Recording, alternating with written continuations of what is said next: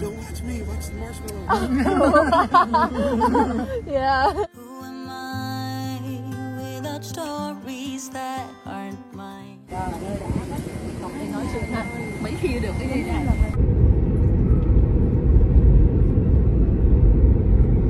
Cả nhà Thao đang đi ra biển Laguna Beach thì đến thăm một người bạn này là ở từ Việt Nam qua. Xong ngày hôm nay là ngày sinh nhật của bạn. Ngày xưa Thao với bạn này là làm việc ở trong sân bay á, sân bay Tân Sơn Nhất. Thành ra bao nhiêu kỷ niệm là coi như là rất là nhiều. Lâu lâu á, Hậu, người bạn của Thao tên là Hậu, thì lâu lâu gia đình Hậu á, qua Mỹ để mà đưa con qua đi học hành đó. Rồi hồi đó là Thao chưa định cư ở đây á, thì Thao hay đi Thao hay qua bên đây để thăm má Thao. Thì mỗi lần mà Thao qua đây mùa hè lại gặp Hậu qua từ Việt Nam qua đây để đưa con đi học rồi đi chơi với con này kia. Thì năm này cũng không ngoại lệ, là Thao đã định cư tại Cali rồi thì Hậu cũng từ Việt Nam qua để chơi bên đây, đưa con qua đây đi học hành rồi đó. Rồi ngày hôm nay là ngày sinh nhật của Hậu thì cả nhà Thao mới qua bên đây để mà cùng chung vui với gia đình Hậu.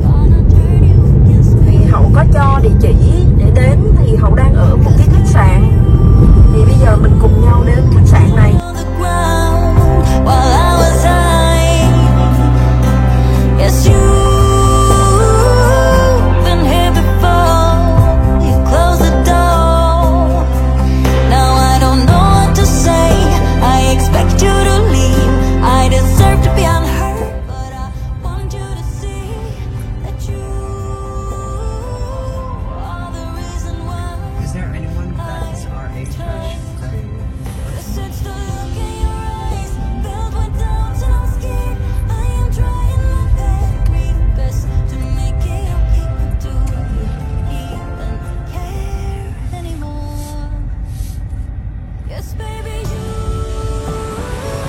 Vừa tới nơi thì có người đến để mà đi đậu xe cho mình.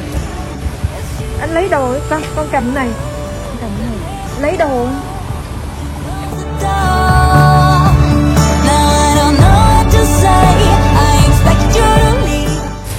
Giờ lấy cây.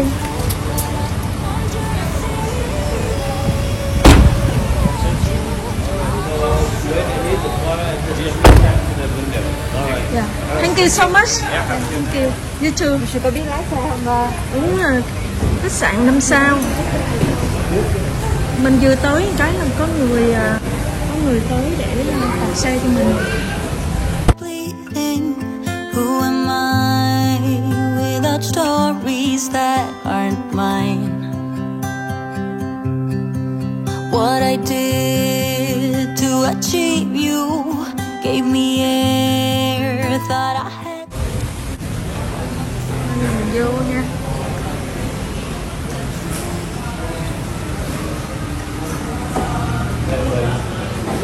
Lắm chứ. Bây giờ gọi Hậu tên Hậu số mấy? Đi ra ngồi sau một cái đi. Ồ đẹp quá. Rồi. Cắt theo Hậu xuống hả? Ngồi ở đây đi, mình chưa xuống. Coi ra cái đây coi nè, đẹp nè em. Bây giờ kêu Hậu xuống cái đã. Ra đây. I don't know what you're thinking, but I know how you're feeling. I have crushed and burned someone before, and now I'm afraid of the person I'm pretending. Hello. Trâm Anh ơi. Trâm Anh cũng quay video đây. Nó là hồ bơi rồi bên kia là ngoài biển. Đó, ai muốn tắm biển thì thẳng ra ngoài. Cái nhỏ này nè, nó xuống này.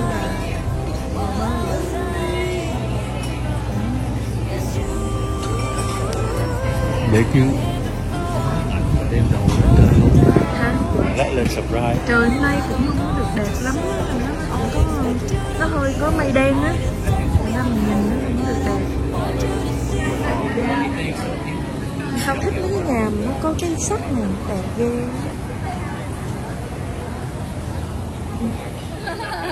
Đây đẹp không chưa? Trời ơi, gặp nhau chị em Chào nhau anh. mấy chục năm. Anh có biết đây là Cam Thao mà. Đó, dạ. anh hát hay lắm. Chị em nhau là cùng làm hàng không mấy chục năm, gặp nhau đến mỗi lần được sang đây á là gặp nhau. Đó. Mỗi lần là coi Mỗi như là lần. chị em mình là một năm gặp 2 lần. Đó, này là qua là để Hè. đưa con đi học. Em là qua là thăm mẹ. Dạ. Bây giờ em ở đây luôn rồi anh. Mới chuyển rồi, hồi trước ở chị ở bang khác. Dạ. Dạ em ở tiểu bang khác rồi. Tiểu bang khác, bây giờ qua đây luôn rồi. Thế là năm nào cũng gặp nhau. Lâu rồi. Chồng anh đâu rồi? Dạ. Tên đẹp quá hả? Qua gì qua mấy người này đi trước một ngày thôi, trước một ngày mà nó cấm. Ồ hay ghê chưa? Vậy hả? Bây giờ cấm rồi hả anh? Không, tức là em vừa đi là đấy, tức là họ Close luôn, trời ơi hơn quá. Không, cứ Sài Gòn mình dịch quá thì lúc đấy ấy thôi chứ Không còn nhưng bây mà giờ. công nhận hơn á, tại vì qua đây em có thể Dạ. chích ngừa được. Dạ. Em chào anh. Dạ. Nay chụp thêm em điệu xíu chụp hình. Chơi điệu một chút. Tôi Kim đây. Em tên Thị. Dạ, dạ. Chào chị nha. Anh chị này cũng sống ở đây luôn. Anh chị là anh Kim. Dạ. Anh Kim. Anh Kim, đây là vợ anh là chị Lan. Chị Lan, anh Kim, dạ. Anh cái khu đồ đẹp lắm mà em cũng thích khu đấy đó. Mission Beer. Mai mốt hai vợ chồng Hậu về đấy ở luôn đi. Thì chắc vậy rồi đó, Dạ. chắc phải 2 năm nữa. Dạ. Mới dọn qua được ngắn. Vậy tốt rồi. Vai làm dọn cho nó là tốt lắm. Dạ, em đang thuê thôi. Dạ, tại em mới qua. Vai mà em đi xuống kế nữa là tới Mission View. Vai là một. Ồ, dạ đúng rồi. Dạ. Mission chỗ đó được không chị? Chỗ đó cũng được, mà nhà của chỗ đó nó rẻ hơn. Biết sẽ ở vai nhiều. Tại vì nó càng xa cái trung tâm này, trên trung tâm đó thì nó đã già ở vai. Dạ, dạ. Mission View thật sự nó đẹp hơn ở vai. Ồ. Tại vì nó có đầu Khu mới phải không chị? đúng mới Wow. hết, nó mới hết mà nó có đầu núi đó em. Dạ, dạ. Chị cũng mới mua nhà hay lâu rồi? Mua lâu lắm rồi, mua mấy chục năm rồi. Ồ, dạ. Vậy Rồi chắc có lâu giá lắm. dữ. Mua cái nhà có 350.000 thì đó mua lâu lắm rồi, bây giờ là 1 triệu rồi. Mà mình đâu bán chi. Đó, Dạ. bây giờ mình Rồi đi mình xuống đi, mình xuống chị. Biển chụp hình ở ngoài Dạ, kia, dạ, đúng chụp, rồi. đẹp hơn. Đi.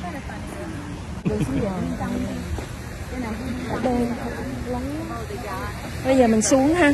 Hậu đi qua đây chị chụp hình cho. Ở đây chụp hình cho. Đi. Mình xuống cho mình. Hay là mình đứng đây mình chụp một tấm trước đây đi. Đứng đây sau nhà hả? Cái số điện thoại không điện thoại em nhờ điện thoại nhỏ để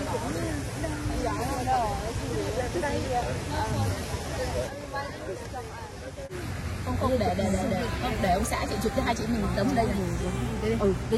Anh chụp Chụp chưa? đó, chụp đây xong rồi. Trying, 'cause it's the look in your eyes filled with doubts and I'm scared. I am trying my very best to make it okay. Do you even care anymore?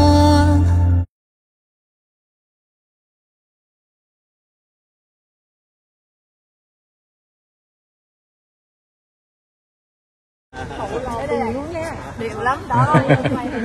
Lắm giá phải vậy.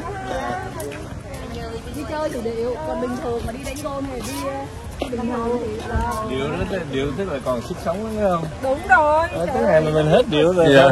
Đúng là rồi á, khỏi điện nổi luôn. Kiểu như ăn uống vậy đó mà ăn uống là tứ khoái mà không thích ăn nữa là kiểu như hết rồi. anh thấy không? Em đi ăn tự nhiên không? Quá trời ăn. Ăn xong. Mấy hôm nay này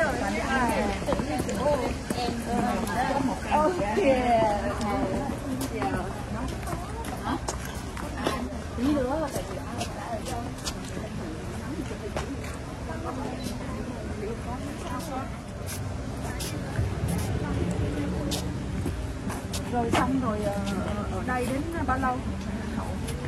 hả? Đến tới ngày 27. Này đến bao lâu? Rồi được rồi đó. Ban ngày ra đây bơi. Ban ngày mai bơi mà, tụi em tới 2 ngày kia. Đây 2 đêm mà. 2 đêm 3 ngày. Ở đây chụp ngược lại nó đẹp hơn. À không, chụp điện đi, chụp điện đi.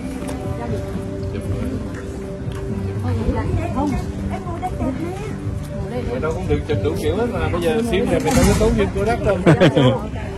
Ngồi đâu chụp được rồi. Không, mà tí mình ra ngồi cái dãy kia chụp tất cả mọi người ạ. Trời ơi, dễ chưa.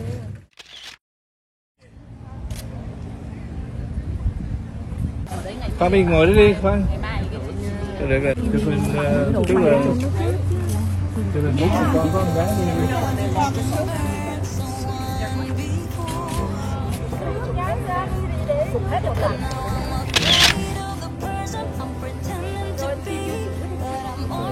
To tell you I'm less than you see, and I know when I let go right now I'm gonna turn you against me.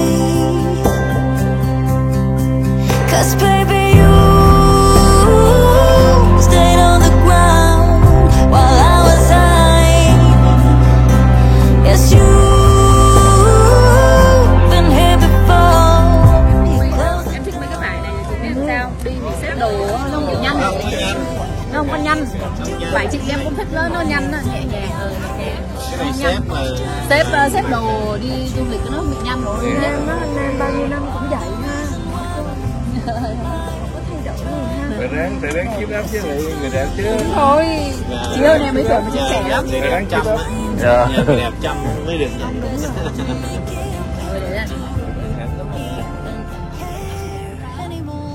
Anh chụp mà. Chúa lắm nha. Ông nghĩ là chụp về quá. Không sao, Chị kệ. nó phải mặc đồ giống hậu thì chụp nó khác. Mai đi, mặc làm xong bây giờ vào đây nó vẫn 5/7/8 rồi nó vẫn còn sáng. Mai mấy đứa qua chơi không? Qua chơi đi tại vì cả ngày kia mà. Giờ mà đi Mấy khi chị em mình, bây giờ chị em mình có dịp nếu mà sang sớm mà đẹp. Dạ. Đi. Không có lành không vì lên lấy cao quá. Không, em lên thay đồ. Không, nhưng mà tùy nè, bây giờ vậy nè. Dạ. Chắc tin cứ nói bận cái này đi nhà hàng thì nó kỳ, nhưng mà tại vì là birthday girl thì không có kỳ. Trừ trường hợp mà không thấy Cũng đẹp. Không, thì cũng đẹp mà. bộ mới này sao? Không phải, em mặc cái đồ ngắn nó thoải mái hơn, em thích vậy chứ đi lùng bùng như này. Nào cũng lên cũng thích cái đồ. Mình mang ít cơ để mang một chút đâu.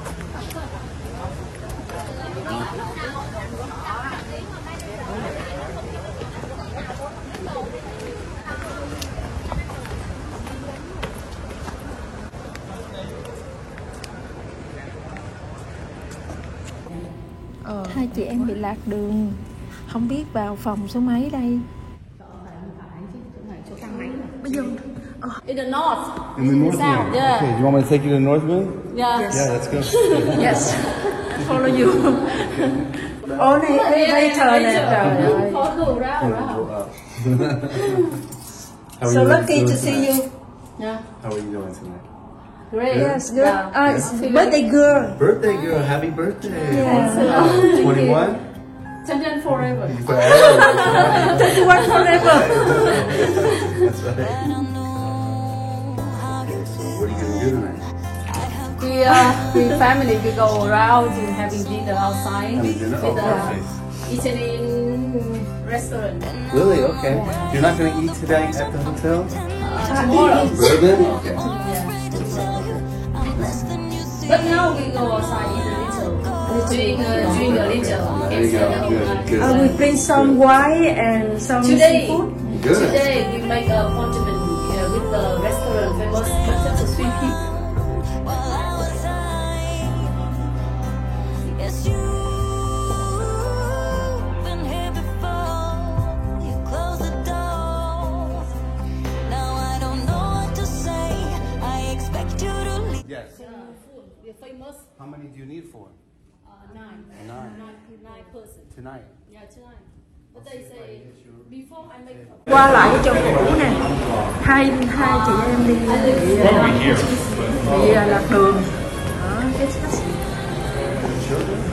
My children. Now I know the way already. Okay, perfect. Thanks, Thank you so Have a much. great evening. Have fun tonight. Yeah, Happy thank birthday. you. Yeah, bye.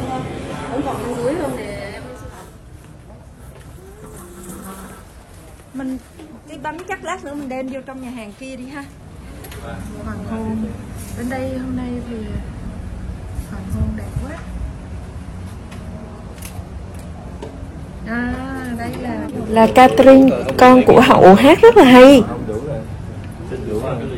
Hậu lát con hát lần nha. Đúng rồi, hay dễ sợ luôn. Hay lắm đó. Hay lắm. Lần trước đi hai gia đình đi hát với lại có chị của Thao, Dạ. ca sĩ chuyên Người nghiệp ta đây. khen quá trời luôn á anh. Riêng cũng lên biểu diễn luôn. Em có ca không? Dạ không, em hát không? không có ca hay. Chị là ca sĩ mà mình nói. Dạ, dạ. Yeah, I think Anh so. người ta có cho mượn không anh? Hả? Có. Oh, good. Nhưng mà cái đồ vui á. Em xin tự nhiên sách ra như ba cái. Cái này thì dễ mở, cái này dễ mở. Xin 9 cái luôn, xin có 3 cái đó. Hai người uống một cái. Xin ít cần được nhưng mà xin đừng. Không, tại vì em nói là cho mấy người đàn ông. Dạ, dạ, dạ. Ôi vậy ơi. Cái này là cái gì? Nó đổ hết rồi. Không, nhưng mà cái này hình như mình có cách mình làm phải không? Cái này là apple cider hả? Dạ. Dạ, cái này dành cho con gái, còn đàn ông ở bên kia Đúng không? cái này là cho con gái. Ly. Happy birthday. Happy girl. Rồi, cảm ơn. Trời ơi, cái gì đó, ba người này dùng cùng ly chứ đi. Cùng ly đi. Cùng ly nè. Chị gái, trời ơi vui quá. Happy birthday. Lai ra cái chồng tí đi ăn nữa. Mình lát rồi mới hát nha. Bây giờ là sơ sơ thôi. Cái này là vướng cái mặt. Cái này là đúng rồi, cái này là appetizer thôi. Mình đi nấu ăn đó mình ăn vùng xíu ăn xong nó ngon lắm. Mà lúc ăn hồ mồ gà chẳng biết ăn. Trên ăn bốc á. Chị mua cho dùng nó ngon quá chị ơi. Chị bảo mời em đi ăn, em bảo thôi chúng đây đi ăn đi đặt. Không ngờ đến đây đặt 3 người rồi cũng đặt thêm nhà hàng để nổi tiếng cho. Đầu bếp không là có tiếng á. Thì nghe Hậu nói em cũng gọi là nhiều người biết về tài nghệ nấu nướng. Kênh YouTube nấu ăn của chị nhiều món nó ngon lắm á. Tức là em có lên YouTube hả? Nấu rồi bỏ lên YouTube. Dạ. Vậy là giỏi quá rồi. Ở em cũng bỏ hết hả? Cam thao. Cam thao. Cam thao. Đây này nó lấy Chỉ là pro rồi, lên từ YouTube là pro rồi. Lên YouTube rồi. Ngon quá. Mày không còn sống nó làm tại chỗ luôn thì nó hay hơn là ví dụ mình ăn ngoài như thế mình Tụi mình có làm là tại vì nó phải có lửa nóng mới làm được. Cho nên mấy cái nhà người Tàu nó làm là tại lửa nó hot nó làm lửa nóng. Em vào đi làm từ năm 94. Đọc chị không? Vậy chị em mình nên vậy 27 năm rồi đó. mấy số chục năm Nhưng mà không bắt đầu trong hàng không nữa hả? Dạ hàng không hả? Không bạn hàng không. Xưa ở Việt Nam là cái đẹp đi vô được hàng không đó hả? Đúng rồi đó. Trong cái khóa mình toàn người sinh vậy. mình xin vô nó Khó lắm. Trời ơi, chắc được sinh hay lắm á. chắc là việc chắc đâu được đâu. Người có duyên tí thôi. Là bác em bảo chứ vào đây mà em thích, trời ơi, được mặc áo dài làm công, được đi làm có tiền được mặc áo dài, cặp phi công, cặp tùm lum nó sướng quá. Lúc mình hãnh diện lắm. lúc đó mình hẳn gì Cái ngày em đi thi trời em cúng ông bà quá trời. Tức là Cái ngày đó vui lắm, trước khi đi thi dậy thật sớm để em cúng lên cúng ông bà, cầu ông bà, gọi tổ tiên họ hàng tùm lum. bây giờ gọi không? Ăn đậu xanh, ăn đậu đỏ.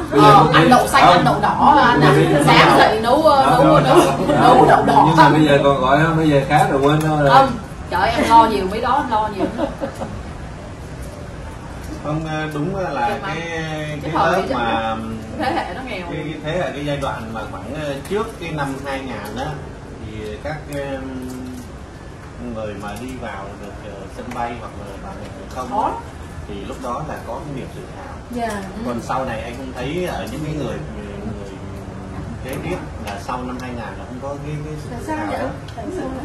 Có thể là cái hãng hàng không lúc đó nó cũng có thêm rồi cái việc mà hồi xưa mà nói rằng nhiều quá, cái người vào làm hàng không nó nhiều quá nên nó tuyển nó không chọn nào là không chứ còn cái lớp như tụi em một khóa chắc nó tuyển vào được khoảng 100 người là cũng có.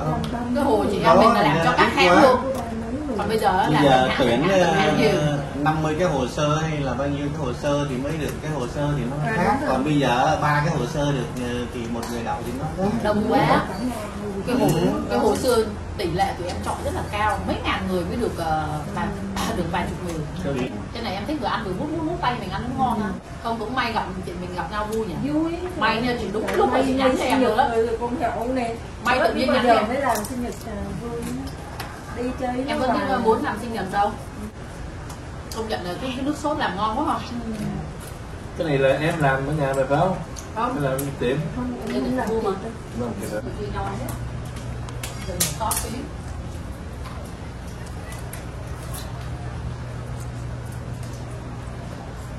Dạ sao? Anh nhà hàng 5 sao hàng quà anh mua. Đúng rồi. Nhà hàng 5 sao cái này nguyên khu này luôn. Anh mà muốn tay không ngon quá ta.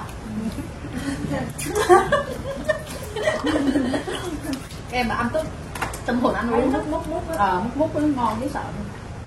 Ăn món này thì buộc phải dùng tay. Em ngại nhất á, đi vào mấy nhà hàng sang trọng mình thèm múc tay để mình phải dùng đĩa ra thôi. Mình ăn lịch sự quá nó không ngon. Ăn lịch sự quá không ngon. Mình ăn lịch sự quá không ngon đúng không? Em ngại nhất là vào đấy xong mình không được dùng tay, rồi mình sợ là nếu mình dùng tay bàn cái kia nhìn mình. Cho nên mình ăn mất cái cảm giác ngon. Không, là xuống đây là đúng rồi. Ban đầu là lúc đi lên lại ra ngắm cái chỗ này rồi.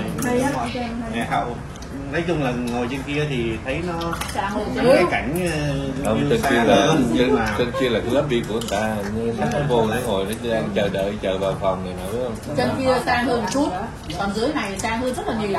Mình bao đầu nguyên vụ này. Nhưng mà mình trên đó sao mình nói tiếng Việt được không vậy?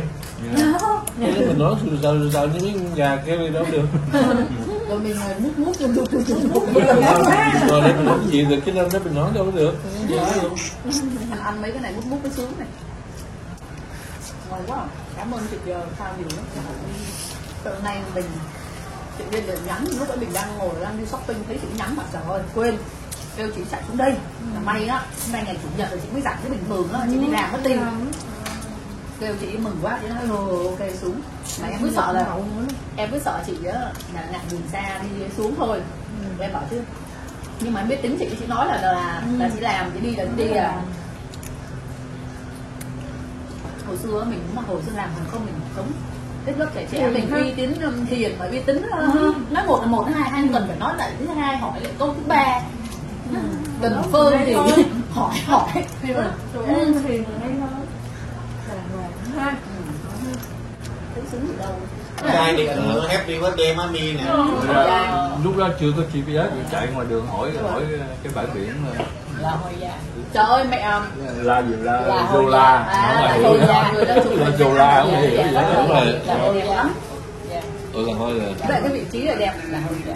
Laguna ở chỗ này á biển view cảnh đẹp lắm con. Với tay lát lên mình lên xanh. Cảm ơn con trai nhiều. biết rồi.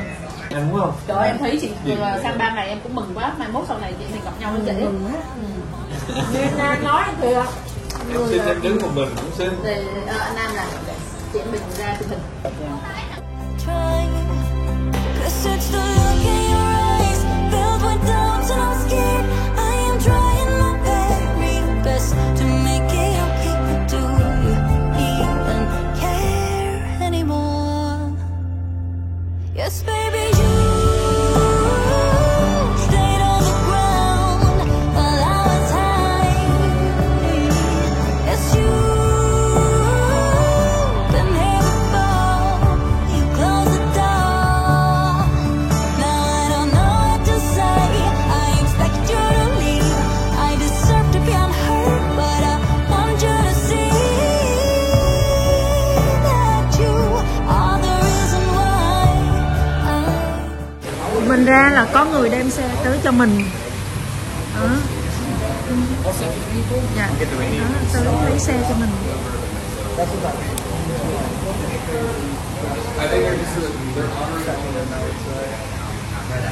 Cho anh Thiện sướng nha, lần đầu tiên không cần phải đi lấy xe. Có người tới lấy xe giùm, đem tới tận nơi. Đứng ngồi đây đợi xe. I'm untrue, it's not pretty, the truth. Ở ngoài Bắc á, thì em thấy không? Giống nổi đi. Đó. Trời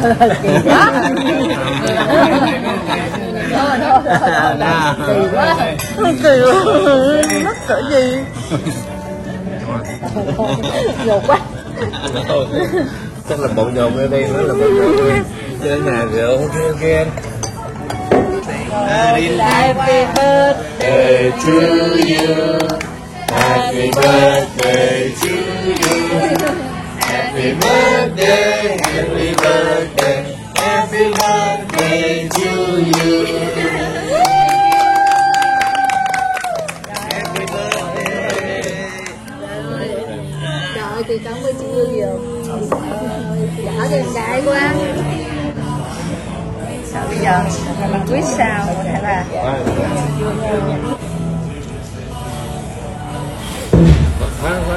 phơi nhộm chậm quá. Mấy kia có rồi, kia có rồi. Chị chúc Hậu này luôn luôn là trẻ đẹp như qua vậy nha. Dạ. Rồi luôn hạnh phúc với gia đình của mình. Dạ. Lúc nào nó cũng gọi là đôn hậu á. Hậu là có cái đức tính là đôn hậu á anh Nam. Em quý Hậu cái đó rất là hiền lành mà là dễ thương. Cảm ơn chị yêu. Hy vọng năm nào chị em mình cũng gặp nhau cũng đẹp thấy chưa. Rồi chị là như là rồi mình sớm ở gần nhau. Ở gần nhau chứ. Và mình treat người ta như ví dụ như là King. Hậu mà treat em như là King thì Hậu chắc chắn là Queen. Em treat Hậu là Queen thì chắc chắn là em là King. Thì đây là để nói lại cái thì thực ra là trong cái tiệc cưới của vợ chồng em á thì có một người bạn của mẹ em là một nhà thơ, thì cái bác đó bác ấy có tặng một cái bài thơ ngay trong đọc trong cái tiệc cưới luôn. Đó. Thì do vợ em tên Hậu mà thì cái bác ấy phóng tác luôn một cái bài thơ ở trong cái tiệc cưới đó và đọc luôn là có mấy câu thôi, 4 câu. Đó. Từ khi anh lấy em, anh trở thành hoàng đế, bởi mọi người nói thế vì Hậu là vợ vua. Tôi nói là đúng cái trang. Hay quá luôn. Nhưng mà bác nói là thực ra là nó ở cái ý khác, nhưng mà thực ra là trong cái câu chuyện hay quá ha. Thì vợ em thì là nó lại trùng hợp là tên Hậu, nhưng mà nếu mà phân tích sâu thì cũng không có khác cái ý của cái ý của mình là vợ chồng mình đó, nếu mình biết nâng cái giá trị của người kia lên đó. Thì ví dụ như người vợ mà treat người chồng như là King thì là mình là Queen rồi. Đúng rồi. Mà người chồng mà treat vợ như là Queen thì là mình là King rồi. Hay nên quá. là trong cái concept đó là mình nâng cái giá trị của hay cá nhân, tự nhiên mình cũng được lên giá luôn. Hay quá ha. Có hàm ý nghĩa là làm điều tốt để được điều tốt, phải không? Hậu là như vậy. Ăn ở tôi có hậu này cái.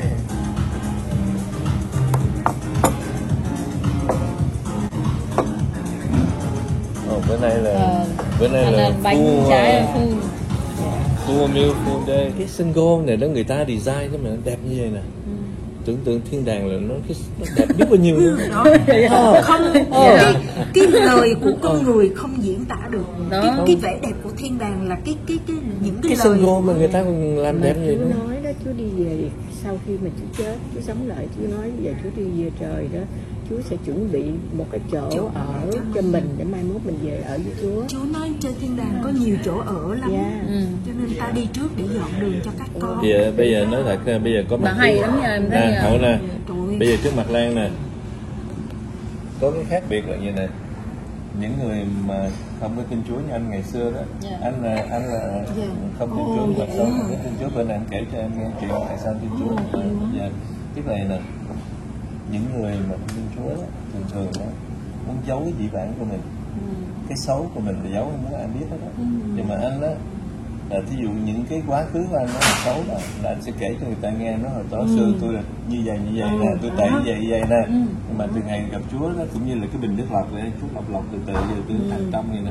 Tức là cái cuộc đời mình nó từ cái tối tăm như vậy nè, bây giờ mình ra được sáng sủa như vậy nè. Mà bây giờ hỏi là anh đó là anh sống trong cái xóm mà lao động, nghĩa là cái gì cũng biết hết đó. Anh nói từ cái gì sống cũng biết hết đó. Okay. Nhưng mà từ về gặp Lan đó, ở nhà anh đó, mà nếu mà kể một câu chuyện mà nói là cái người này nó chửi người kia, Lan cũng nói anh đừng có mở miệng mình nói cái tiếng chửi, là không nói cái tiếng đó, không bao giờ nói cái gì đó. Tôi là thật sự đó là chỉ có tôi là em với là anh đó giống như cha. Là cũng như là cái tánh nhanh, không cũng như là mau mắn giỏi giang lắm, nhưng mà nó rồi cái ưu điểm, cái mạnh của mình nó thành cái yếu của mình. Cái mạnh của mình đó là nhiều khi đó mình mau quá, rồi mình nóng tánh, rồi mình cọc cằn, rồi nhiều khi mình làm cái gì đó mà mình không có nghĩ đến người khác. Mình làm mau quá mà mình không có chờ người khác được, mình không kiên nhẫn được. Nên nói anh không, cái người mà ví dụ như người ra một cái sân vận động mà người chạy trước một người té, người kia biết ngừng lại để dẫn người lại đi, kể chuyện đó. Cái đó mới là cái sự thương xót, cái đó mới là cái tình thương, đúng không? Thành ra là mình mỗi ngày mình học một chút, thành ra là thật sự đó là nói đúng. Bên này cái muốn nói là những cái đạo khác đó, là cái philosophy nó dạy mình thôi, nhưng mà họ không có làm gì cho mình được hết á. Nhưng mà mình đạo Chúa đó, thì là đạo Chúa đó thì mình cầu xin Chúa là Chúa giúp con, Chúa ban ơn thêm cho con, Chúa giúp cho con làm cái này. Thì là mình xin thì là Chúa nói là hãy xin sẽ được, hãy tìm sẽ được gặp, hãy mở cửa, hãy gõ cửa ta sẽ mở cho. Thật ra là khi mà mình xin, ví dụ như bây giờ như Catherine đó, nó tới nó sẽ gặp mẹ, xin gì là mẹ rồi, đúng không? Mà ví dụ nó có làm lỗi gì đó, nó chỉ cần tới nó nói mẹ người ta con sao mẹ là con ấy vậy đó, mẹ dỗ dang cái không? Tại sao? Tại cái tình thương mà mình ban cho nó, chứ không phải là nó xứng đáng. Có nhiều đứa con mà không dám làm sai rồi cái không dám tới với mẹ luôn. Đúng thì rồi. Cũng giống như có nhiều người đạo Chúa nhưng mà bị làm lỗi gì đó không bỏ Chúa luôn, không có dám đến với Chúa để xin Chúa tha thứ. Đó, không, nhưng mà được có cái nữa là nói là bữa nói một câu đó, không nói là giờ mình để ý đó thì người Bắc á vào Nam rất là nhiều, đúng không? Mà người Nam mà ra Bắc thì rất là ít, đúng không? Thì bây giờ same thing. Người mà không có đạo đó đi qua đạo Chúa, chứ còn người mà qua đạo Chúa thì không bao giờ bước trở lại, không bao giờ đi lùi, không bao giờ từ đi biết Chúa rồi không bao giờ đi lùi lại, không bao giờ. Là tại vì mình biết Chúa rồi mình biết được cái sự ngọt ngào, biết được sự này, thành ra là cũng như là một cái phước hạnh. Trong cái thánh nói là phước hạnh và sự thương xót sẽ theo tôi. Cái đời sống mình là mình đi kiếm hạnh phúc, kiếm phước hạnh đâu, nhưng mà Kinh Thánh nói là mình đi kiếm Chúa đó. Chứ nói là dù mình đi trong trũng bóng chết mình cũng không sợ tai họa nào, vì Chúa ở cùng tôi. Phước hạnh và sự thương xót sẽ theo tôi. Phước hạnh mà nó theo mình, tưởng tượng cái đời sống mình. Cảm ơn anh, cảm ơn Ngọc Quyên đã đến là Yes, baby, you stayed on the ground while I was high. Yes, you been here before. You closed the door. Now I don't know what to say. I expect you to leave. I deserve to be unheard, but I want you to see that you are the reason why I try.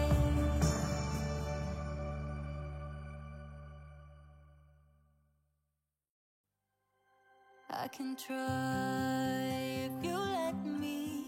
With our lives, I am bleeding. Who am I without stories that aren't mine? What I did to achieve you gave me air, thought I had to. I'm untrue, it's not pretty, the truth hurts.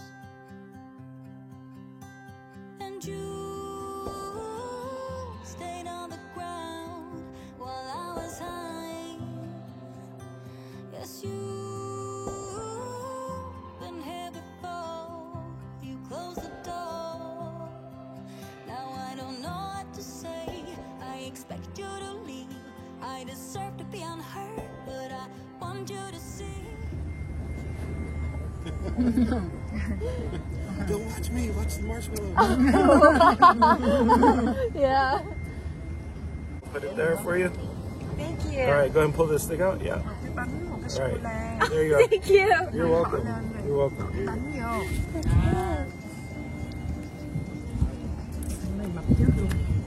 Con ăn thử nấm rồi. Phải chờ cho nó melt đúng không? Kệ ăn đại. Anh Đại trời ơi xinh lắm, cắt đẹp.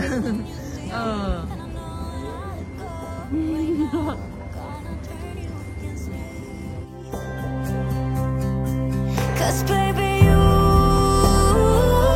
stayed on the ground. Đảo. Mấy khi được cái gì này.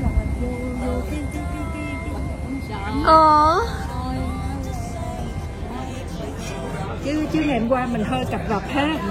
Hôm qua mình hơi cập rập, mình không có time với nhau, ngồi nói chuyện nhau. Bây giờ hôm nay mình relax. Mình relax dễ sợ.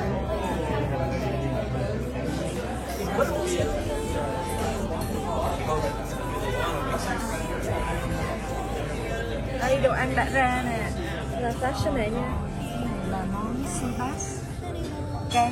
Cái đấy là tôm. Shrimp service.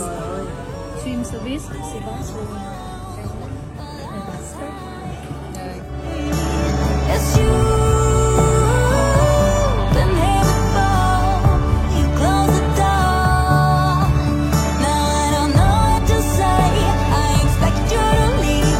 I deserve to be unheard, but I want you to see that you are the reason why I try.